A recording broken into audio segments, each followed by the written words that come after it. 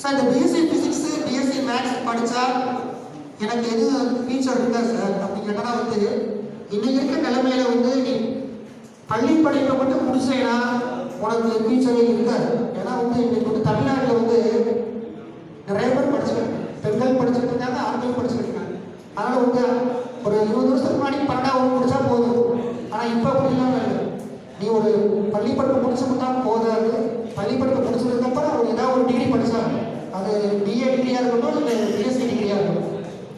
Sir இப்போ BSc physics படித்தா என்ன சார், பிஎஸ்சி மேத்ஸ் படித்தா என்ன சார் நீங்கள் கேட்கலாம்.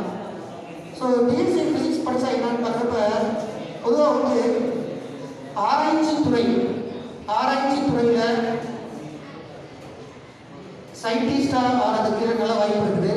இப்போ சயின்டிஸ்டாக ஆகணும்னா நம்மளுடைய இந்தியன் கவர்மெண்ட்லேயே வந்து பார்த்திங்கன்னா வந்து இந்தியன் ஸ்பேஸ் ரிசர்ச் ஆர்கனைசேஷன் இருக்குது, இஸ்ரோன்னு சொல்லுவாங்க.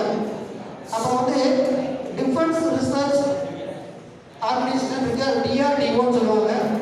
அப்புறம் சிஎஸ்ஐஆர் சொல்லுவாங்க, council for scientific industrial research அப்படின்னு இருக்குது. அப்புறம் பவர் இண்டஸ்ட்ரின்னு இருக்குது, டிஃபென்ஸ் இண்டஸ்ட்ரின்னு இருக்குது. இந்த மாதிரி வந்து மொத்தம் வந்து இந்தியாவில் வந்து 150க்கு மேலே வந்து பொதுத்துறை நிறுவனங்கள் இருக்குது. 150க்கு மேலே பொதுத்துறை நிறுவனங்கள் இருக்குது. ISRO, DRDO, power grid, Bharat electronics limited, electrical electronics limited, power